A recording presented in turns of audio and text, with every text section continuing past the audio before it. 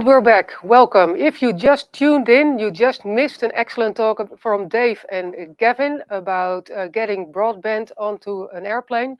But not to worry, you can still watch it in this stream.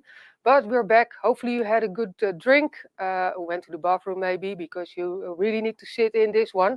And you also want to hang in until the end because not only is the talk very interesting, but you also have a one question quiz at the end in which you can win a prize.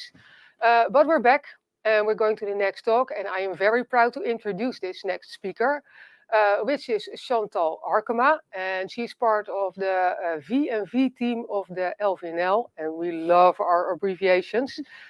Which is the verification and validation team of air traffic control in the Netherlands. And Chantal is one of the team members who does test automation and is testing the new air traffic control system. But I'm not going to mow the grass before her feet. I'm going to hand over the talk to her and give her the floor. Give her a virtual applause. Here is Chantal Arkema. Yes, thank you for the introduction, Natalie. My name is Chantal. I'll be talking to you tonight about the flight plan messaging in ICAS. A very short overview of what I'm going to be talking to you about. I'll be introducing myself a little bit. I will be introducing the LVNL a little bit, which is the Air Traffic Control the Netherlands. I'll be talking to you about ICAS and what ICAS is. I'll be talking to you about the Single European Sky, which is mostly why ICAS is.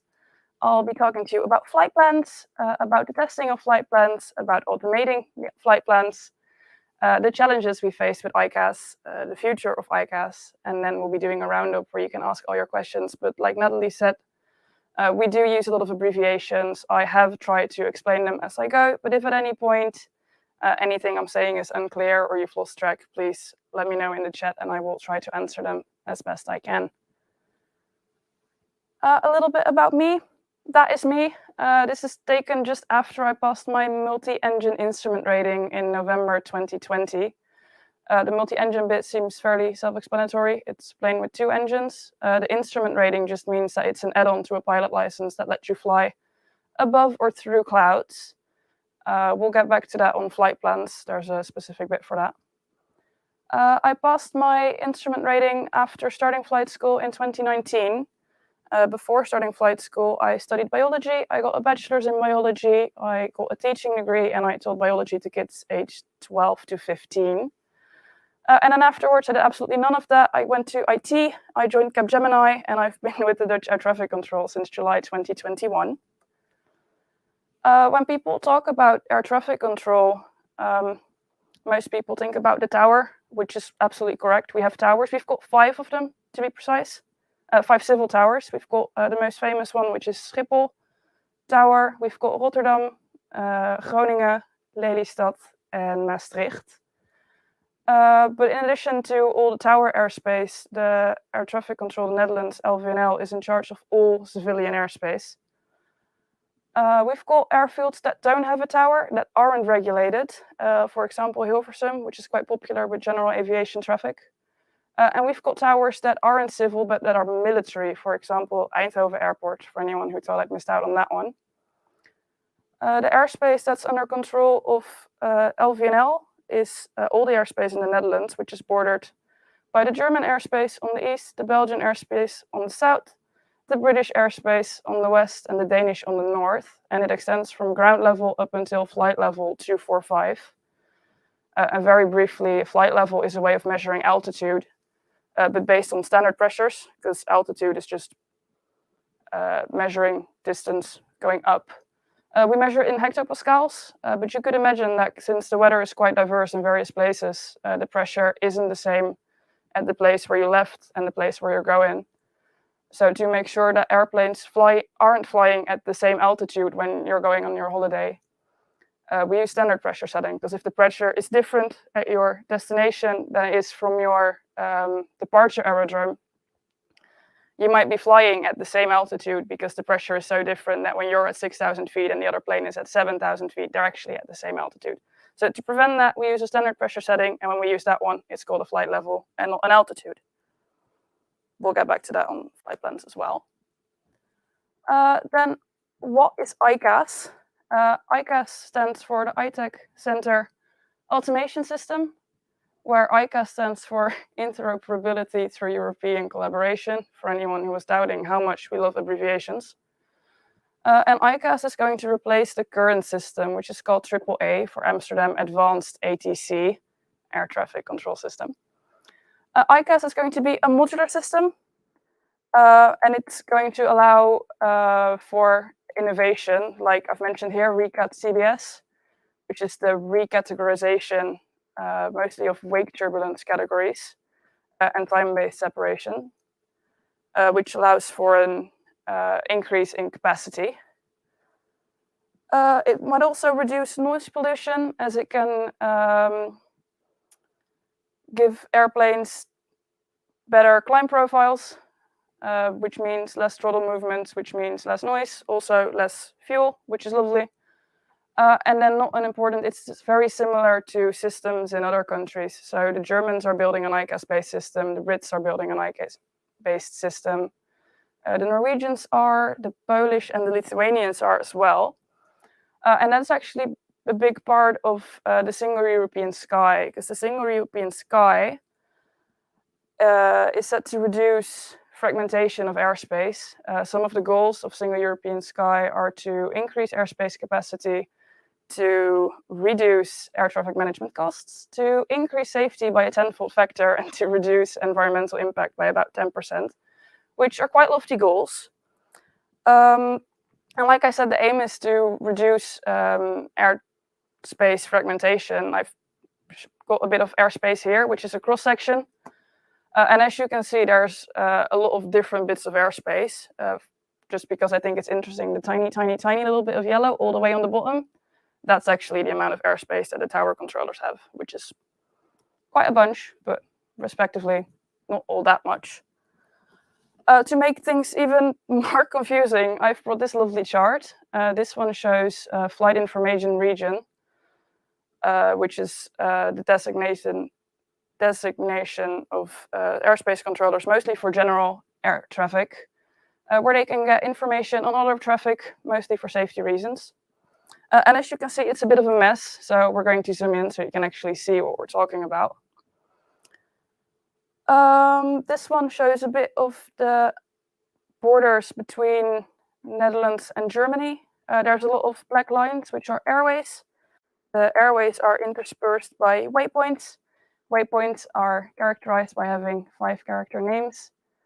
They actually help navigation. There's Arnhem, which is situated above Arnhem. Nijkerk above Nijkerk, not on here, but Groningen near Groningen. So it actually does help with navigation. And these are the routes that planes fly. So these will come back on the flight plan as well, just so that you have a little bit of an idea what we're looking at. The big green circles are airfields, the one that cross through them, civil ones, the one with a green circle in them, military ones. And then as you can see, in Germany, the northern half is the Bremen fair, and the other down south half is the Langen fair, which just shows that German airspace is so big, even they can't have to bring it up into spaces in order to be able to manage it. Single European Sky aims to reduce that, so they want to go to functional airspace blocks, which is nice, because that means that if you take your flight and you're going on a holiday to Spain, instead of having your plane go from Dutch airspace to Belgium airspace, having to call the Belgians, and then going to French airspace, having to call the French, and then going to Spanish airspace, having to call the Spanish, you can just hand them over once from the one airspace block to the other, which does look a lot nicer. Then, like I said, the flight gets handed over. It's nice for the other air traffic centers if they know what kind of flight they're getting. And they could call Belgium and say, hey, we've got a flight coming. It's coming from Amsterdam. It's going to Madrid. We've got a lot of people on board. We want to fly this route. We want to fly it at that speed. We want to be at this altitude. And then they can talk for another half an hour. But they don't really have time for that. So instead, they use flight plan messages, which contains all the information about a flight that you could ever possibly want. And I'll try to be brief and talk you through it, because my introduction is actually quite long. On the left, we see a flight plan. A flight plan, like I said, is a summary of the flight details. It's mandatory for all international flights. It's highly encouraged for all other flights. And without one, most flights that use instrument flight rules can't actually go into controlled airspace, but I'll take you through that as I explain what a flight plan is. So on the top, under number 7, we've got aircraft identification, which we tend to call a call sign. It's the name of the flight that you see on the radar screens, and it's also what the air traffic controllers call when they want to communicate with a plane, so that they know that they're talking to you and not to one of the other planes in the sky. We've got flight rules. I mentioned at the beginning that I got an instrument rating. If you have an instrument rating, all that means is that you're allowed to use instrument flight rules, so you can fly through clouds above ground. If you don't have that, all you can do is fly with ground reference, which we call VFR, visual flight rules. So we fill that in here. There's actually 4 options. There's the V for VFR, the I for IFR, and then there's Yankee and Zulu for flights that start out IFR and go VFR, or flights that start out VFR and go IFR. Based on what kind of flight rules they have, the flight plans get processed by different systems, which is why it's relevant for the testing that we'll be talking about shortly. Then there's a type of flight. It can be scheduled, non-scheduled, military, general aviation, or other. Other tend to be training flights. If it's other, it tends to be put into field 18, where you can put any kind of remarks, and then they'll specify what kind of flight it is. Then there's the type of aircraft, because there's quite a difference, obviously, between an Airbus A380 and a tiny little Cessna, or the one that I was flying at the very beginning. The wake turbulence that I mentioned when we were talking about the recut TBS for a tiny little bit. And then again, more important stuff, the departure aerodrome and the destination aerodrome and the entire route. Because based on what you put in those fields, the flight plan gets sent to different places. It'll obviously go to the departure aerodrome, the destination aerodrome, but also all the other airspace that it will be passing through. So Schiphol doesn't need any information on flights that are in the United States, so we're not getting any of that. However, it does want to know all the planes that are flying through on their way from London to Austria, just because it's nice to know what planes are in your airspace. And then there's field 18, which I mentioned. You can put basically anything. It's currently got the date of flight that I took a screenshot of this flight plan, which is the 18th of April. There's some software that you can use to fill in flight plans, and they will automatically put in a line that sends a copy of your flight plan to their headquarters so that they can analyze statistics on all the people that file flight plans, where they're going, what they're using, where they're flying to, how often they use their software, which I'm sure is interesting for all kinds of statistics. And then there's a lot more information, but I'll skip through that because you don't want to be here tomorrow, I'm sure. So this is where we test all the information that has just been put into a flight plan. This is Polaris. Polaris is our acceptance environment. So we've got ICAS on all these computers, all the controller working positions, all the subsystems are in here. And this is where we run our tests. So we've got 2 modes for testing. We've got iSim, which is a simulation. We can put in any kind of flight plan, and this is nice for testing all kinds of functions that you wouldn't want to test with actual live aircraft, such as conflict detection. But we can also put it in live data shadow, which, as the name suggests, uses live data. But then because obviously we're a system under test and we don't want to be interacting with real actual aircraft, it's a shadow. So we don't interact with those. We can just look at them and analyze all the data. So we've got connections to all the subsystems. The messages come in a specific format. It sends them back in a specific format. The content has already been tested in the subsystem tests. And then the most things that we're looking at is if the sender and receiver are configured in the right way so that the messages come in from the right place and they're going to the right place so that we can make sure that they're processed correctly. We've actually been testing this earlier today, and we had quite an interesting case. There was a flight coming in, and we were watching this in live data shadow. So these were actual real-life flights. And it was a flight coming in from Manchester. It was going to Sofia in Bulgaria. And it wasn't supposed to go through Dutch airspace, so we didn't have any information on this, which was one of our test cases. And I was really enthusiastic about it because we don't often get diversions that don't have anything to do with Dutch airspace initially.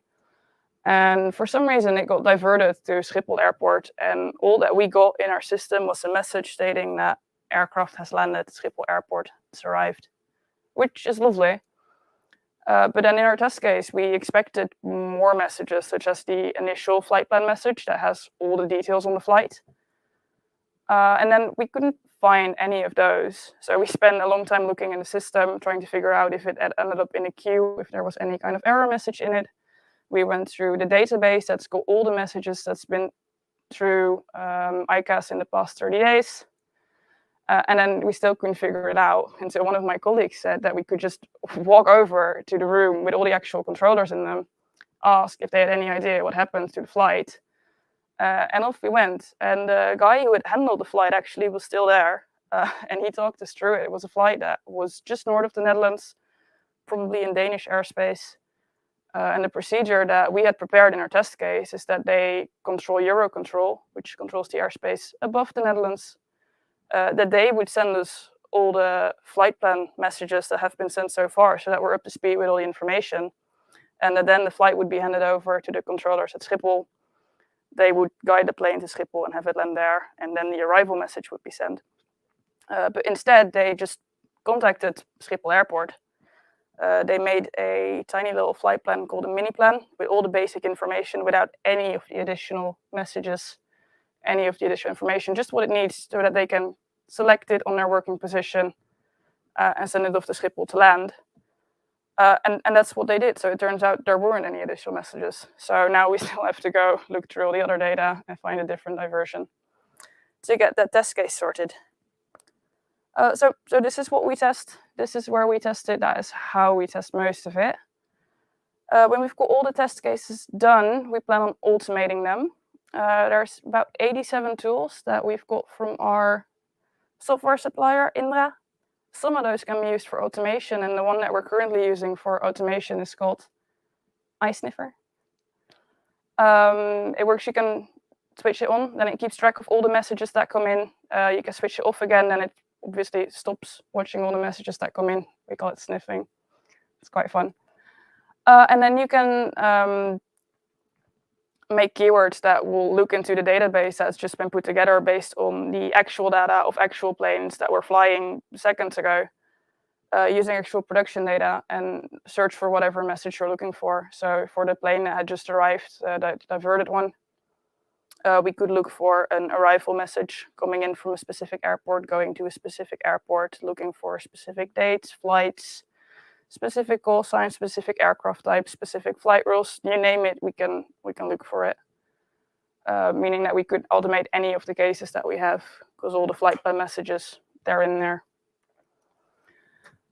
Some of the challenges that we face building ICAS at the scale, because it's quite a big project, as you could see just from the acceptance environment, which is huge. There's a lot of system, there's a lot of people, there's a lot of subsystems. Another challenge is that it must look like our current system, AAA, because all the controllers have been trained on AAA, and if they get an entirely different system, they can't use it. So we don't want to train them all on a new system, because then they can no longer use the old system. There's going to be a switch over. So it must look the same. And then as long as we're still using AAA, every change that we make in AAA will also have to be put into ICAS, because otherwise it will no longer look like AAA. So there's going to be a cutoff where we can no longer make any changes, because otherwise you'll just be developing ICAS ad infinitum, because you'll be developing AAA, and then why would we build a new system? Another challenge is that I mentioned at the beginning, we're doing a project which is called One Air Traffic Management, which will be for both civil and military controllers. So it'll have to be a system that both can use. And then for the testing, we've got the little hurdle that it's dependent on the availability of all the subsystems. So I mentioned before that the content of all the messages is checked before, so that we just check that the messages are coming in from the right place, going to the right place, and that we have already checked that the content's correct. In order to be able to test that, the system has to be available, but there's plenty more tests to be run on ICAS than just the flight plan messaging. So the schedule of that is sometimes a bit tricky. Then for the future, there will be add-ons eventually. They can be by our own design, they can be from the iTech collaboration, or they can be existing tools that are already used by other air navigation service providers. An example of that one would be Intelligent Approach, that is currently being used. I think it's Heathrow. They used Recut TBS in that one in order to optimize capacity even more, and it's a pretty nifty system. And there's obviously the interaction with the other air navigation service providers. So like I mentioned, there will be more providers using an ICAS-based system. And when we actually have a single European sky, it will be possible to interact earlier with flights. So before they get into the Dutch airspace, which currently isn't possible because it's not our airspace. And that very briefly is an introduction into ICAS and the tests that we're doing and the flight plan messaging system. So if there's any questions, I'm sure Natalie will mention them Yes, to me there are shortly. questions. It's like already, I think a lot of people would like to have some of the answers that are already there. First of all, already thank you, but let's get to the questions. Sanne asked the first one. So did they build an entire new floor building just to test this system? Basically, yes. Yep. Yeah. So the plan is currently it's an acceptance environment, and then when we're done testing it, we won't just tear it down again. The idea is that while ICAS is being tested, we'll have AAA run as a backup during a transition phase. And then by the time ICAS goes live, we'll be running ICAS from where it is now in the acceptance environment. While it's running there, we will change the room where the current system is, put ICAS in there, and then we'll turn the current acceptance environment into a big training floor. So yes, we did build it to test the system, but it will be repurposed. Get envy in my office because it will be my testing space. Basically, yes. Yes. So yes, it's an entire new building for a test system. Yeah. The next question is of Konrad Braam. These messages are a protocol of sorts. How do you plan for integration and version updates coming from people using a terminal to file a plan from a greenfield, airfield, non-upgraded terminal? I think if there's anything with the messages that isn't up to specs as we would expect it currently, it'll be queued. There is a specific working position that's called the flight data operator, where all the flight plans are accessible, and any flight plan that has anything that ICAS doesn't recognize gets put into the queue, where an actual human will look at it, look at why it's in the queue, what needs fixing. And like I said, there's a field 18 where you can put basically anything. If there's a phone number, which I tend to put on my personal flight plans, if they can't figure out what it's supposed to say, they'll give you a call so that they know what it should say and they can fix it and you're good to go. I was just wondering why people keep putting their mobile phones on. No, it's there. Field. And then if you're doing a VFR flight and you forget to close your flight plan, they'll assume that you haven't made it back to the airport. They'll send out search and rescue, which is a humongous operation. So to prevent sending out search and rescue, they'll try to call you too. Okay. And then because I'm so scared, I'll forget to close it. I always put my phone number there so that they know. Okay. So Conrad has another question. Military users, for example, will not want to upgrade continuously. Is this a special test domain for you? I'm not actually sure what the plans are for the military systems. I'm sure that someone in my team will know, but personally I don't. So if it's something you really want to know, I can look into it for you, but I don't quite know as of now. You happen to know it? Yeah, so yes, because you mentioned in your talk, you already mentioned one ATM. Yes. So one of the projects that we also run at air traffic control is that the military and the LVNL traffic controllers will use the same system. Obviously, they are now a bit in they used to be in a separate system. AAA is already used by both, and the one ATM will even integrate more so that they will have one system. Yes, and what is good enough for air traffic controllers of the LVNL is good enough for the air traffic controllers of the military. So yes, they have to keep up with the changes and also be trained in that case. But there's another question again. Take them time. Snurby. Do commercial aircraft need to upgrade their equipment to contribute to the new ICAS system? No, they don't, or at least not that I'm aware of. I know that there's a lot of new equipment for planes. There's a lot of new regulations regarding navigation performance, and there's planes that aren't allowed to use specific airways because they're not able to navigate accurately enough for the specific airways.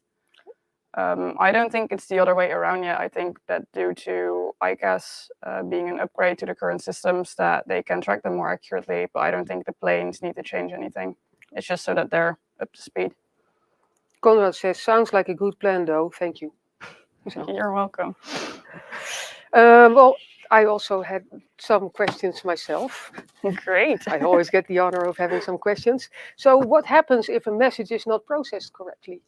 Yeah, so it's nice to know, obviously, that when a message is sent, it's also actually processed by the system. So to know that the system, when it's processed correctly, sends out an automatic reply, which is called a logical acknowledgement message, a LAM. And basically, every message that gets sent to ICAS has to receive a LAM in return. And then if it doesn't, we had that in a case not too long ago. It sent out a tower message, a basic flight data message, which had all the information that's in the flight plan. It was expecting a reply, it didn't get one, it gave a timeout, it sent the message again, and then it didn't get a reply, and we had just half an hour worth of BFDs that were being sent that weren't acknowledged, and they just kept on trying. So they end up in the queue I mentioned before. Any kind of message that doesn't conform to specs, it gets queued. Okay, thank you. Can you find messages from flights that are no longer alive? Yeah, so the live data that we use from actual flights, everything passes through ICAS. And there's a database in ICAS that collects the data from up to 30 days. So we can go back in there. If we can't find it in the ICAS database, the software that the messages pass through, Amadeus, just the name of the software, I don't know. We can find messages in Amadeus at least half a year back. Thank you. So, yes. So you mentioned it a couple of times, RECAT, TBS, and wake turbulence. And I think that I think some of the people might be curious of what is RECAT. It stands for recategorization, I think, and Yes. it has to do with wake turbulence. Can you explain a little bit? A little bit, yes. So I mentioned on the flight plans that you can put in a wake turbulence category. You can put in one of four. It's either light, medium, heavy, or super heavy, which they basically invented just for the A380s, which is quite nice. But there's a specific amount of separation between those classes. So from light to light, it's about 3 nautical miles. From light to super heavy, it's 8 nautical miles. So you could imagine that if you want to increase your capacity, it would be nice if you don't have to wait 8 nautical miles, because it's quite some distance and therefore also time. So the recategorization is to change those wake turbulence categories from 4 to 6. So some of the heavy and medium ones can be lower heavy and lower medium, which will give them a shorter separation. And then, like I mentioned, it can measure the separation based in time as well, which is the time-based separation. So then instead of having 8 nautical miles distance, it would be 4 minutes-ish, depending on the wind, because the wake turbulence is just the disturbed airflow behind the aircraft. Okay. And then if the wind's a crosswind, the disturbed air moves away from the other aircraft. So you can actually move your plane that's behind closer to it, which increases capacity. Well, thanks for that short. I know short it's short, but so Conrad asked a question again. General question: if ICAS is good at increasing traffic density, surely that will encourage more flying.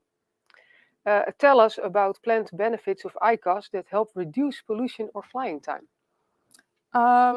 Actually, if you get denser traffic, you might think that it increases flights. But I think in reality, you'll see what they currently do when there's a lot of traffic. They switch over to using 2 runways. So if you can put more traffic on one runway because your capacity is increased, because the distance between the flights is smaller, you could possibly not use that second runway, which prevents noise pollution, because obviously the runway that they use is the preferred one. And then I forgot the other half of the question. Was there another half of the question? So, tell us about planned benefits of ICAS that help reduce pollution or flying time? Well, ICAS's main goal is to be able to comply with Single European Sky, which has reduced pollution in general. And they can do it, for example, because the functional airspace blocks give you more airspace to use without having to switch controllers. So they can give more direct routes. For example, if the plane is in France, instead of going to the specific agreed upon routes in Belgium to get onto the specific agreed upon crossover into the Netherlands, you could give it a more direct route through different airspace that otherwise wouldn't be accessible to you. So it means a shorter flight A time. shorter flight time, yes. Yeah. Cutting corners. Bromsnor. Hopefully, it's like I need glasses. So my arms are too short. What will the transition period look like? Will LVNL switch from AAA to ICAS, or will both systems function together for a while before shutting down AAA? They will run together for a while before shutting down AAA. I think the current plan is to run it on a very, very, very slow night. I'm not sure what night's less busy, but I'm sure they figured it out. So they'll run it for just a single night only with AAA as a backup, see how it goes, see whatever problems they run into. If that goes well, 2 nights, a weekend, a week, and then eventually when they're absolutely sure that it's working, they'll go out AAA as the backup and just go live on ICAS. Yep. Conrad says, very clear. Yes, thanks. You're welcome, And Conrad. there are no further questions. I have none either, so it's not an interrogation, don't worry. So big thanks for you and this welcome. talk. I know this talk will also be on the stream so that people can look it back. Email me any questions you have later. That's not a problem. Yeah. So if you have any questions for Chantal that pop up in your mind, you're welcome to contact her. If you still have doubts about certain abbreviations or abbreviations within abbreviations, you can contact Chantal as well. And yeah, I think it was a great insight, a small insight in air traffic control. At least people know it's not the tower, but it's a bunch of stuff, large area. So thank you again. And yeah, I think that is it. I don't want to close down because I liked being here and talking. And we still have a prize question. But we still have the one quiz question. Do you want to ask it or shall I? You can do it. Okay, so there it is. You have to listen to both talks from Dave, Gavin, and Chantal. But the question is, what is the system called that Chantal is testing on? And you get bonus points if you know the abbreviation in the abbreviation. And I think there's a QR code in which you can use to enter your answer. What is the prize? Oh, you get you can be shown. It's this sweater. No, not this one. This is mine. You get a different one. Oh, this is a very special one. Somebody liked that. I'm sure. Yeah, but it's mine. So tough luck. Yeah. And this, this will conclude the talks. And I enjoyed it, as I said, and I really hate to close. You can see all the talks, even the ones of previous sessions, in this stream. If you like it, use a thumbs up. I already tried to figure out if there was a next one, but it doesn't figured out yet. So stay tuned on all the channels, look into it, sign up on Meetup to see if there's any event coming up. And then it leaves me no other thing than to close and to say good night and be safe and hopefully see you around soon. Thanks.